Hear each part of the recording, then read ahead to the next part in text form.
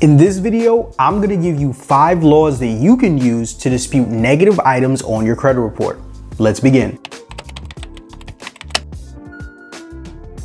These laws work as a 1-2 punch to use accuracy as a way to get negative items removed from your credit report. If you know nothing about credit restoration, remember that all information on your credit report must be 100% accurate across all 3 credit reporting agencies. 15 USC 1681 EB states that whenever a consumer reporting agency prepares a consumer report, it shall follow reasonable procedures to assure maximum possible accuracy of the information concerning the individual about whom the report relates. Meaning that when it comes to anything on your credit report, credit reporting agencies are supposed to take certain steps to ensure that everything on there is 100% accurate. And if it isn't, this is where 15 USC 1681 I5A comes in, stating, if after any reinvestigation, an item of information is found to be inaccurate, incomplete, or cannot be verified, the consumer reporting agency shall promptly delete that item of information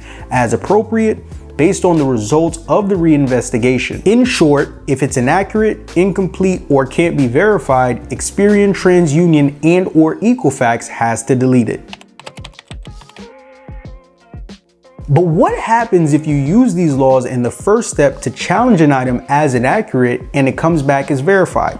That's where this law comes in. 15 USC 1681 I7 is what's called the method of verification law. The title for this section is Description of Reinvestigation Procedure, and it states, a consumer reporting agency shall provide a consumer a description referred to in paragraph 6BIII, which states, a description of the procedure used to determine the accuracy and completeness of the information shall be provided to the consumer by the agency. In layman's terms, this basically just means that if a credit reporting agency comes back and tells you that a negative item that you challenged is verified, you can go back and ask them to show you proof of the steps taken in their investigation to prove that this item is accurate. You can ask for things like the documentation used to validate the dispute and the procedure the company took to ensure that each account was 100% accurate. And if the credit reporting agency cannot provide this, then by law, that account must be deleted. And guys, if you haven't already, don't forget to subscribe to the channel for more credit restoration content just like this. And also, if you're looking to get your credit restored, head over to my company's website at takeoffinancial.com. Book your free consultation today so that we can get you started. But back to the video.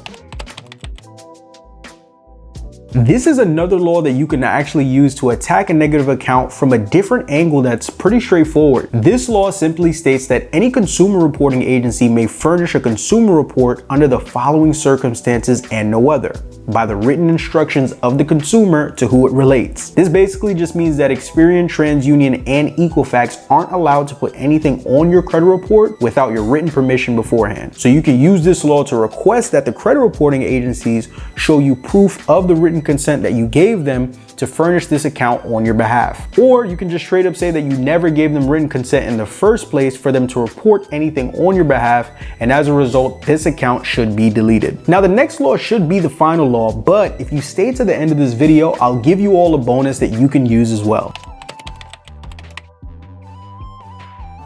Now, this law is great if you're disputing on your behalf and you were successfully able to get an item removed from your credit report before, but shortly after you see that it's been reinserted back on your report. If you go to subsection 2, notice to the consumer, it states that any information that has been deleted from a consumer's file that has been reinserted, the consumer reporting agency has to notify the consumer within 5 business days of doing so. Subsection 3 then goes on to state that not only does the credit reporting agency have to notify you within 5 business days, but they also have to provide additional documentation as any furnisher of information that contacted the credit reporting agency in connection to the reinsertion. So if a negative item is reinserted on your report and these procedures are not followed, you can use this to your advantage to have it deleted.